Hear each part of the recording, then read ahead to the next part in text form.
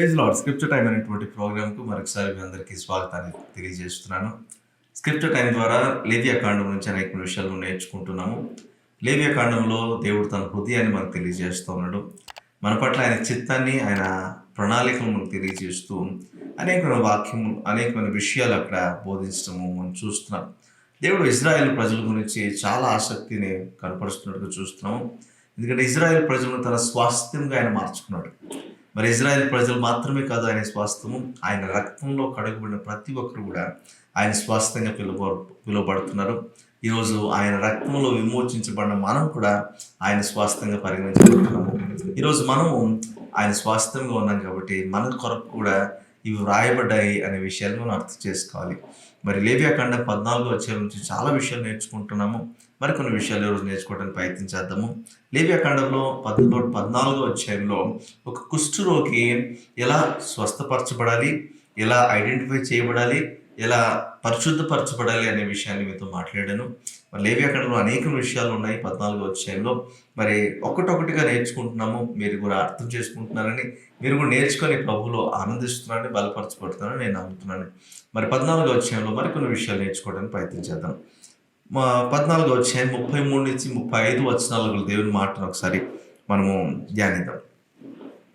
లేవియా కాండం 14వ అధ్యాయం 33 నుంచి అవుతున్నాను. మరియు యెహోవా మోషే అహరోనులకు ఇలాగ సెలవిచ్చును, నేను స్వాస్థ్యముగా మీకు ఇచ్చుచున్న దేశమునకు మీరు వచ్చిన తర్వాత మీ స్వాస్థ్యమైన దేశంలోని ఏ ఇంటనైనను నేను కుష్ఠుపొడ కలుగు చేసిన ఎడల ఆ ఇంటి యజమానుడు యాజకుని యొద్దకు వచ్చి నా ఇంటిలో కుష్ఠుపొడ వంటిది నాకు కనబడనని అతనికి తెలియచేయవలెను.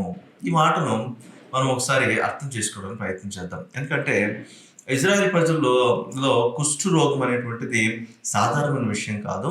ఆ కుష్ఠు రోగము వారి పాపం బట్టి, వారి అవిధేయతను బట్టి, వారి తిరుగుబాటుతనాన్ని బట్టి వారి జీవితాలకు వచ్చింది. వారి పాపమును బట్టే వారి జీవితంలోకి అది వచ్చింది అని మనం గుర్తించగలుగుతున్నాము. అయితే వచ్చిన తర్వాత ఆ వ్యక్తి యాజకుని యొద్దకు వెళ్ళి దాన్ని పరీక్షించుకొని అతను పరిశుద్ధపరచబడాల్సి ఉంది, స్వస్థపరచబడాల్సి ఉంది అనే క్రమాన్ని మీతో మాట్లాడాను. మరి రక్తం ద్వారా పరిశుద్ధపరచబడడం చూస్తున్నాము. తర్వాత ఆత్మ ద్వారా అంటే నూనె ద్వారా పరిశుద్ధపరచబడడం చూస్తున్నాము. తర్వాత బలు అర్పణను బట్టి కూడా పరిశుద్ధపరచబడేటువంటి క్రమాన్ని గురించి మీతో ఆల్రెడీ నేను మాట్లాడాను. ఇప్పుడు ఇక్కడ ఇజ్రాయెల్ ప్రజలతో దేవుడు మాట్లాడుతున్న మరొక విషయం ఏంటంటే, ఇప్పుడు ఇంతవరకు గుడారాల్లో మీరు నివసిస్తున్నారు కాబట్టి గుడారాల్లో ఉన్నంత వరకు, ఒక ప్రత్యక్ష గుడారం ఉన్నంత వరకు ఇప్పుడు చెప్పిన ప్రాసెస్ సరిపోతుంది. కానీ ఒకవేళ దేవుడు వారిని ఉద్దేశించినటువంటి, నిర్ణయించినటువంటి స్థానానికి, అంటే వారి కొరకు వాగ్దాన భూమిగా ఏర్పాటు చేసినటువంటి కనాను దేశానికి వారు వెళ్ళినప్పుడు, కనాను దేశంలో వారి నివాసం ఉంటున్నప్పుడు మరి వారు ఈ కుష్ఠరోగం చేత బాధింపబడితే, ఏ ఇంటిలోనైనా ఎవరైనా కుష్ఠరోగం చేత బాధపడితే ఆ ఇంట్లో కుష్ఠము ఉన్నట్లుగా కనపడితే పరిస్థితి ఎలా ఉంటుంది, దాన్ని ఎలా వారు దాన్ని గ్రహించుకోవాలి, దాని విషయంలో వాళ్ళు ముందుకు వెళ్ళాలి అనే విషయాన్ని ఇక్కడ దేవుడు పొందుపరిచినట్టుగా చూస్తాం. ఇక్కడ ఒక విషయాన్ని అర్థం చేసుకోవాలి. ఒక వ్యక్తి పాపం నుంచి విడిపించబడ్డాడు, పరిశుద్ధపరచబడ్డాడు, దేవుని రక్తంలో కడుగబడిన వ్యక్తిగా, నీతిమంతునిగా మార్చబడిన తర్వాత, దేవుని కుమారుడుగా లేకపోతే కుమార్తెగా, దేవుని పిల్లలుగా మార్చబడిన తర్వాత మరలా పాపము అంటుకుంటుందా అంటే ఖచ్చితంగా అంటుకుంటుంది. మరి దేవుడు నిర్ణయించిన వాగ్దాన దేశం అంటే దేవుడు నిర్ణయించినటువంటి విశ్రాంతిలోనికి ప్రవేశించిన వ్యక్తి కూడా, మరి దేవుని చేత మరి రక్షించబడిన వ్యక్తి కూడా పాపమునకు మరలా దాసుడు అయ్యేటువంటి అవకాశము ఖచ్చితంగా ఉంది అనే విషయాన్ని దేవుడు తెలియజేస్తున్నాడు ఇక్కడ. మరి దేవుడు చెప్తున్నాడు అంటే మరి ఖచ్చితంగా జరుగుతుందని అర్థం. అంటే ఎక్కడైనా మనం విశ్వాసంలో మరి తప్పిపోయిన వారంగా ఉంటే, మన భక్తి జీవితంలో ఎక్కడైనా తొలగిపోయిన వారంగా ఉంటే, మనం ఎక్కడైనా సరే దేవుని ఎదురు భయభక్తులు లేకుండా మనం జీవిస్తున్నట్లయితే పాపానికి మనం అవకాశం ఇస్తున్నట్లు లెక్క. అవకాశం ఇచ్చినప్పుడంతా మన జీవితంలో పాపానికి సంబంధించినటువంటి పర్యవసానాలు మన జీవితంలో చూడగలుగుతాం. అయితే ఈ పర్యవసానాలు ఈసారి ఎలా ఉంటాయంటే, మరి దేవుడే చెప్తున్నాడు కదా, మీరు కనాను దేశంలోకి వచ్చినప్పుడు నీ స్వాధీన దేశమైన ఇంట్లో కుష్టు వ్యాధిని నేను ఉంచాను అంటున్నాడు. ఎందుకు దేవుడే ఉంచుతాను అన్నాడు అంటే, దేవుడు కుష్ఠం ఎందుకు తీసుకొని వస్తాడో ఆ గృహంలో, రక్షించబడిన వ్యక్తి గృహంలో అంటే, రక్షించబడిన వ్యక్తి దేవునికి అనుగుణంగా జీవించకపోతే అతని జీవితంలో, లేకపోతే అతని కుటుంబ జీవితంలో, తన వ్యక్తిగత జీవితంలో, తన తన గృహములో మరలా ఈ కుష్ఠం రావడానికి అవకాశం ఉంది. అయితే దీన్ని దేవుడే ఒక ఒక తీర్పు రూపంలో వారి మీదకి ఈ కుష్ఠమును తీసుకొనొస్తాను అని చెప్తున్నట్టుగా చూస్తున్నాం. అంటే రక్షించబడిన వ్యక్తి అదే పాపపు జీవితాన్ని కొనసాగిస్తూ ఉంటే, అతని జీవితంలో ఈసారి వచ్చే పాపం వల్ల వచ్చేటువంటి పర్యవసానాలు ఏవైతే ఉన్నాయో, వాటికి మనిషి బాధ్యుడు ఖచ్చితంగా అవుతాడు గానీ, దేవుడు వారిని తీర్పులోనికి తీసుకొస్తాడని మనం గమనించాలి. చాలామంది చెప్తూ ఉంటారు, ఒక వ్యక్తి రక్షించబడిన తర్వాత కాగా ఎవడైనా క్రీస్తునందున యెడల వాడు నూతన సృష్టి, వానికి ఏ శిక్షా విధియు లేదు అని వాక్యం చెప్పింది. కానీ ఇక్కడ దేవుడు శిక్ష తీసుకొస్తాడు, తీర్పు తీరుస్తాడు అని చెప్తున్నాను. మరి ఇది పాత నిబంధనలోది కదా, ఇది కొత్త నిబంధనలో వారికి వర్తించదు. కొత్త నిబంధనలో చెప్పింది ఏంటంటే ఇంకా శిక్షా విధి లేదు కదా అని. అయితే ఒక విషయాన్ని అర్థం చేసుకోవాలి. రక్షించబడిన వ్యక్తికి నిత్య నిత్య నరకం లేకపోవచ్చేమో కానీ, రక్షించబడిన వ్యక్తి పాపం చేసినప్పుడు పర్యవసానాన్ని ఇక్కడే అనుభవించాల్సిందే అని మనం చూస్తున్నాం. అయితే కృప మనకు మరొక అవకాశాన్ని ఇస్తది మనం సరిచేసుకోవడానికి. అయితే కృపను వినియోగించుకోకుండా పాపంలో కొనసాగుతా ఉంటే మన జీవితాల్లో మన పాపం వల్ల వచ్చేటువంటి శిక్షను పర్యవసానంగా మనము ఇక్కడే భరించాల్సిన అవసరత వస్తది. మరి అక్కడ దేవుడు మనల్ని శిక్షించేటువంటి పనిని ఆయన తీసుకుంటాడు. ఏ శిక్షా విధి ఉండదు. రెండవ మరణం ఉండకపోవచ్చు. ఎందుకంటే దేవుడు కృపలను మనకు అవకాశం ఇస్తూ ఉంటాడు కాబట్టి. కానీ ఒక మాట అర్థం చేసుకోవాలి మనం. తీర్పులోనికి తీసుకురాబడము అన్నమాట అయితే జరిగిన పని. ఎందుకంటే తీర్పు మరి ధవలవర్ణ సింహాసనాసీనుడై అప్పుడే ఆయన తీర్పు తీరుస్తాడు, అంతవరకు తీర్చడు అని అనుకోవడం కాదు. ఈ లోకంలోనే మనం పర్యవసానాన్ని మనం అనుభవించాల్సిన అవసరత రావచ్చును. ఒకసారి మనం పరిశీలన చేసుకోవాలి. ఈరోజు నా విధేయతను బట్టి నా జీవితంలో మాత్రమే కాకుండా నా కుటుంబంలో కూడా నేను ఆ విధేయతకు సంబంధించినటువంటి ఆ పర్యవసానాన్ని నేను చూడగలుగుతాను. మరి నా ద్వారా నా కుటుంబం కూడా ఆ పర్యవసానాన్ని ఫేస్ చేయాల్సి వస్తుంది. మరి నా కుటుంబ సభ్యులు కావచ్చు, నా ఇంటిలో సమాధానం లేకపోవడం కావచ్చు, నా ఇంటిలో అస్వస్థత ఉండటం కావచ్చు, నా ఇంట్లో పిల్లలు తల్లిదండ్రులకు లోబడకపోవడం కావచ్చు, ఒకలాంటి అవిధేయత పిల్లల్లో కూడా కనపడము, ఇలాంటివన్నీ కూడా మన జీవితంలో చూస్తున్నప్పుడు ఇవన్నీ మన పాపాలకు ఎక్కడైనా మరి అవి పర్యవసానాలుగా కనిపిస్తున్నాయేమో, ఒక కుష్టు మన జీవితంలో కూడా కనపడుతుందేమో మనం ఆలోచించాలి. మీతో ఆల్రెడీ చెప్పాను, కుష్టు రోగము పాపికి లేకపోతే పాపానికి సాదృశ్యం మీతో చెప్పాను. మరి కుష్ఠము కనిపిస్తుంది అని అంటే ఆ కుష్ఠము దేవునికి అవిధేయత, దేవుని పట్ల మనకున్న అవిధేయతను సూచిస్తుంది. దేవుని పట్ల మనకున్నటువంటి భయభక్తులు లేనితనాన్ని అది సూచిస్తుంది అని మనం చూస్తాం. అలా ఉంటున్నప్పుడు మరి మనం ఏం చేయాలి, ఎలా గుర్తించాలి? మన పరిస్థితులు మనం గుర్తుంచుకోగలగాలి. మన పరిస్థితులు మనం గమనించుకోగలిగిన ఆత్మీయతలోనికి మనం రావాలి. మామూలుగా నా కంట్లో నలుసు పడితే నేను అర్థం చేసుకుంటున్నాను, నా కంట్లో నలుసు పడింది, అది గుచ్చుకుంటుంది నాకు. అదేవిధంగా పాపం నాలో ఉందంటే అది నాలో గుచ్చుకోవాలి. గుచ్చుకునేటువంటి మనస్సాక్షి ఇంకా నాలో బ్రతికుందంటే నేను ఇంకా బ్రతుకున్నానని లెక్క. బ్రతుకున్న వ్యక్తి రక్తం గారుతూ ఉంటే పోనీలను వదిలేస్తాడా, లేకపోతే వెళ్ళి దానికి ఏదైనా కట్టించుకోవాలని ప్రయత్నం చేస్తాడా? వెళ్ళి కట్టించుకోకపోయినా కనీసం ఫస్ట్ తనకు తాను ఫస్ట్ ఎయిడ్ ఇంట్లో చేసుకోవడానికి ఇష్టపడతారు కదా. ఈరోజు ఒక విశ్వాసి, రక్షించబడిన వ్యక్తి తన పాపాన్ని గుర్తించుకోలేని పరిస్థితుల్లో ఉంటే ఎంతటి దౌర్భాగ్యకరమైన పరిస్థితుల్లో మనం జీవిస్తున్నామో అర్థం చేసుకోవాలి. ఈరోజు అంతటి దౌర్భాగ్యకరమైన పరిస్థితుల్లో మనం జీవిస్తూ ఉంటే ఇక మన జీవితంలో దేవుని రక్షణ, దేవుని వెలుగు, దేవుని స్వస్థత, దేవుని అధికారాన్ని ఎక్కడ చూడగలుగుతున్నాం? దేవుని పట్ల మనకున్నటువంటి భయభక్తులు లేకపోవడాన్ని బట్టి, అవిధేయతను బట్టి, మన తిరుగుబాటుతనాన్ని బట్టి ఇవన్నీ మన జీవితంలో మనం చూడగలుగుతాం. వీటన్నిటిని బట్టి మన జీవితంలో మరి మనము దేవునికి వ్యతిరేకంగా ఉన్నామనే విషయాన్ని మనం గ్రహించుకోలేని పరిస్థితుల్లో ఉన్నామంటే ఎంతటి అంధకారంలో మనం జీవిస్తున్నామో అర్థం చేసుకోవాలి. మరి ఒక వ్యక్తి ఆ విధంగా గుర్తించుకోలేకపోతే తన కుటుంబంలో ఏం జరుగుతుంది, తన పిల్లల జీవితంలో ఏం జరుగుతుంది, తన తన వ్యాపారంలో, తన ఉద్యోగంలో ఏం జరుగుతుంది, దేన్ని బట్టి ఇలా జరుగుతుంది, రూట్ కాజ్ ఏంటి అని అర్థం చేసుకోలేకపోతే నిజంగా ఆత్మీయతలో పరిపక్వత చెందిన అనుభవంలోనికి ఒక వ్యక్తి రావట్లేదు. రక్షించబడి కూడా దేవుళ్ళు ఎదిగేటువంటి అనుభవంలోనికి రావట్లేదు అని అర్థం. కానీ ఒకవేళ గుర్తించగలిగితే దేవునికి స్తోత్రం. గుర్తించగలిగిన అనుభవం మనకు కలిగి ఉండాలి. ఒకవేళ గుర్తించామా వెంటనే వెళ్ళి యాజకునికి చెప్పగలగాలి.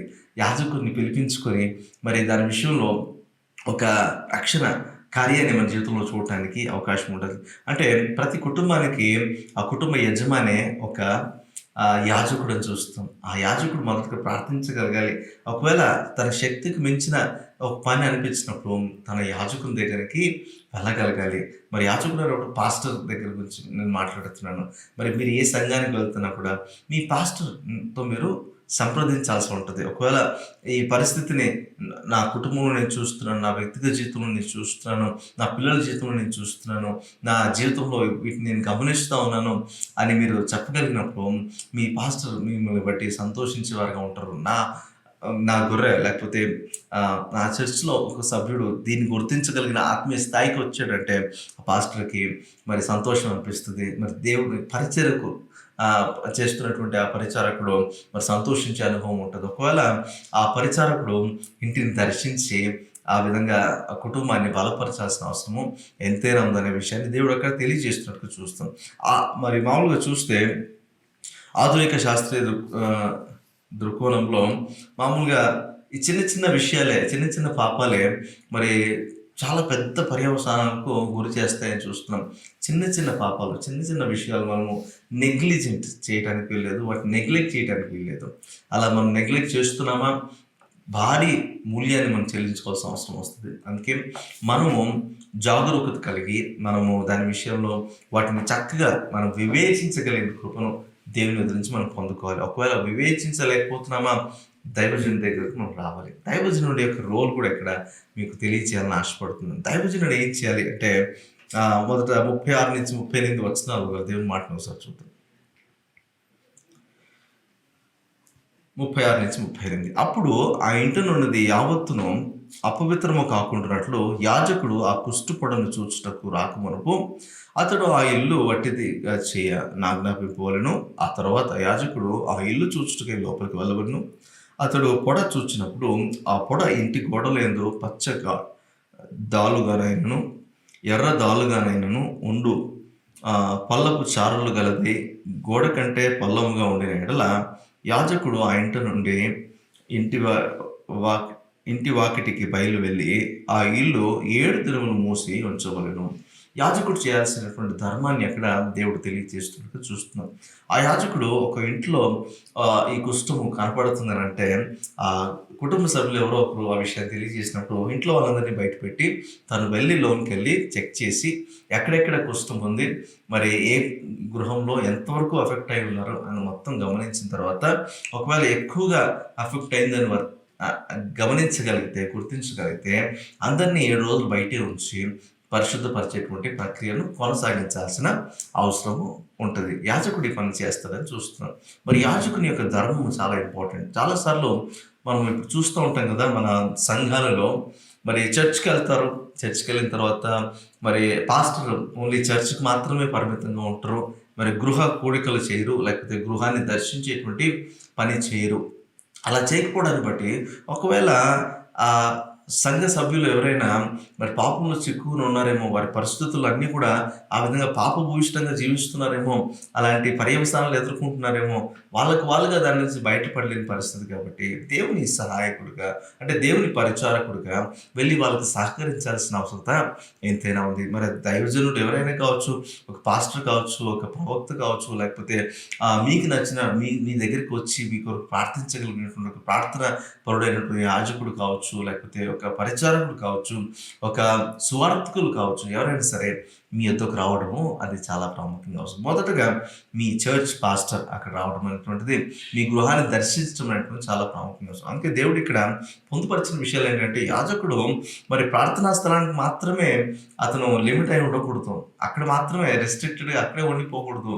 లేకపోతే నా దగ్గరికి వస్తే నేనేదో చూస్తాను, నా దగ్గరికి వచ్చి నాతో ఫోన్ చేసి మాట్లాడితే నేను ఏదో చేస్తానని కాదు, కానీ at least once in a while ఎప్పుడైనా అవకాశం ఉన్నప్పుడు, లేకపోతే పరిస్థితులు బాగలేవు అన్నప్పుడు, మరి ఎవరైనా బాగలేరు, అస్వస్థత ఉన్నారు, కుటుంబంలో సమాధానం లేదండి, ఇలాంటి పరిస్థితులు ఎప్పుడైనా విన్నప్పుడు యాజకుడు వ్యక్తి మీ గృహానికి వచ్చి రక్షణ కార్యం గురించి, దేవుని యొక్క రక్షణ గురించి ఒక ప్రయత్నం అక్కడ చేయడం అనేటువంటిది జరగాల్సిన అవసరం అయితేనే ఉంది. అక్కడే మనకు అర్థమవుతుంది నిజంగా గొర్రెల కాపరి గొర్రెల యొక్క మంచి కొరకు ప్రయాసపడుతున్నాడా లేదని. అందుకే ఈ చిన్న చిన్న విషయాలు మనకి ఏం నేర్పిస్తాయంటే, మనం చూస్తే ఇది తన ప్రజల భౌతిక శ్రేయస్సుపై దేవునికున్న ఆసక్తిని మరియు వారికి హాని కలిగించే ప్రతి దానికి అతని ఎడతెగని విరోధాన్ని వెల్లడిస్తుంది. అంత మాత్రం కాకుండా మనుషులు దేవునికి విధేయత చూపడము మరియు పారిశుద్ధ్య చట్టాలకు సంబంధించిన ఏ విషయంలోనూ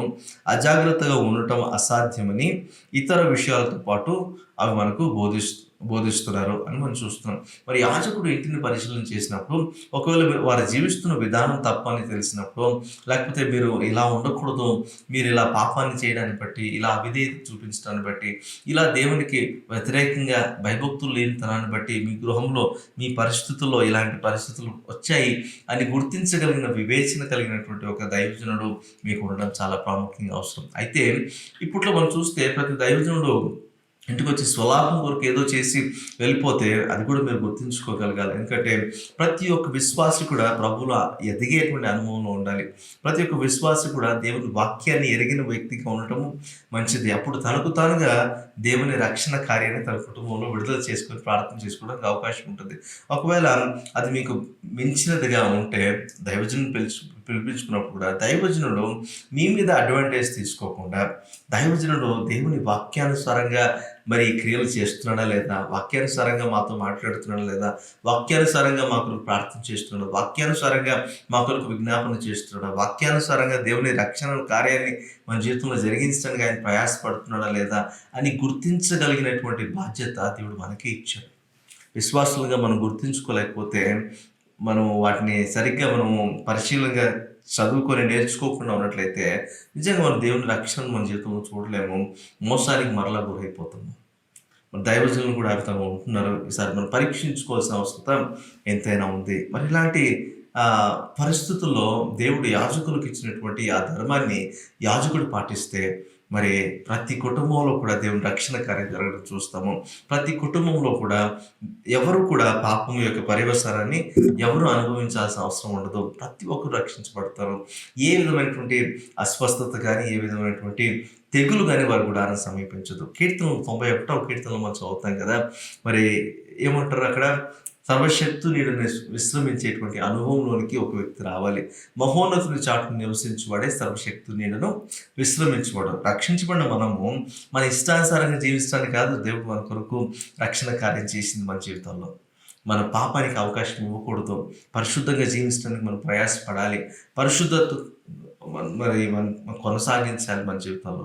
మరి ఆ విధంగా మనం జీవించడానికి ప్రయాసపడగలిగితే ఎటువంటి ఇబ్బంది ఉండదు. మహోన్నతుని చాట్లో మనం ఆయన సన్నిధిలో నివసించే అనుభవంలో మనం ఉంటే ఎటువంటి ఏ తెగులు మన గుడారాన్ని సమీపించదు అని మనం కీర్తన 91వ అధ్యాయంలో మనం చూస్తాం. అదేవిధంగా ఒక వ్యక్తి దేవుని యందు భయభక్తులు కలిగి అవిధేయత లేకుండా పరిశుద్ధంగా దేవుని కొరకు ఒక న్యాయమైనటువంటి ఒక ఆదర్శమైనటువంటి ఒక యథార్థమైన జీవితం జీవించగలిగితే ఆ వ్యక్తి దేవుని కొరకు దేవుని రక్షణ తన జీవితంలో చూడగలడు, ఆస్వాదించగలడు. అయితే ఒక వ్యక్తి తప్పిపోతే ఎక్కడో ఒకసారి తను దేవుని యొక్క తీర్పును అనుభవించాల్సిన అవసరం ఖచ్చితంగా వస్తుంది అని ఈ వాక్యం ద్వారా మనము నేర్చుకోగలుగుతాం. ఆ తీర్పును అనుభవిస్తున్న వ్యక్తి ఆ తీర్పులోనే ఉండిపోకుండా పరిస్థితులను మరి అర్థం చేసుకొని వివేచించగలిగిన జ్ఞానం దేవుడిస్తే దాన్ని వినియోగించుకొని పరిస్థితులను చక్కబెట్టుకోవడానికి ప్రయత్నం చేయాలి. ఒకవేళ కుదరలేదు, తన వల్ల కావట్లేదు, కనీసం యాజకుని పిలిపించుకొని పరిస్థితిని చక్కబెట్టుకోవడానికి ప్రయత్నం చేయాలి. లేదంటే మరి ముందున్న దశ కంటే తర్వాత వచ్చే దశ అత్యధికమైన ఘోరంగా ఉంటుంది అనే విషయాన్ని అక్కడ తెలియపరుస్తున్నాడు. మరి కనాను దేశంలో నేను ఉన్నాను, నేను దేవుని కుమారుడిని, నేను పరలోక రాజ్యానికి వారసుని, నా జీవితంలో ఏంటిది అని అనుకోవద్దు. ప్రతి వ్యక్తి కూడా తన జీవితాన్ని పరిశీలన చేసుకోవాలి. తన కుటుంబ సభ్యులను, తన కుటుంబ పరిస్థితులను ఎప్పటికప్పుడు అవగాహన కలిగి, దేవుని వాక్య జ్ఞానం కలిగి, దేవుని ఆత్మ నడిపింపును బట్టి సరి చేసుకోవడానికి ప్రయాసపడగలగాలి. ఈ వాక్యము ఎంతతో ముగిస్తున్నాను, తర్వాత జరిగే ప్రాసెస్ ఎలా ఉంటుంది, మరి యాజకుడు ఎలా పరిశుద్ధపరుస్తాడు అనేది మనం ఆలోచన చేయాలి. ఇందులో చెప్పబడినట్లుగా మరి 7 రోజులు మనం ఇల్లు వదిలి వెళ్ళాల్సిన అవసరం లేదు. ఇందులో చెప్పబడినట్టుగా మీరు ఇంటి బయట ఉండాల్సిన అవసరం లేదు. అది ఆ సమయంలో వారికి చెప్పబడిన మాట. అయితే మనం అర్థం చేసుకోవాల్సింది ఏంటంటే, ఆ పాపం వెళ్ళిపోయేంత వరకు, ఆ విధేయత వెళ్ళిపోయేంత వరకు మనం ఊరికనే కూర్చోకూడదు. మనం ప్రయాసపడాలి. దేవుని సహాయాన్ని అడగాలి. దేవుని కృపను వేడుకోవాలని అని దేవుని వాక్యాన్ని మనకు బోధిస్తుంది. ఆ విషయంలో మనం జాగ్రత్త పడడానికి దేవుడి కృప చూపించి సహాయం చేయను గాక. నెక్స్ట్ ఎపిసోడ్‌లో మనం కలిసినప్పుడు మరొక విషయాన్ని మీతో మాట్లాడుతున్నాను. అంతవరకు దేవుని సమాధానం మీ అందరికీ తోడైండి నడిపించును గాక. ఆమేన్.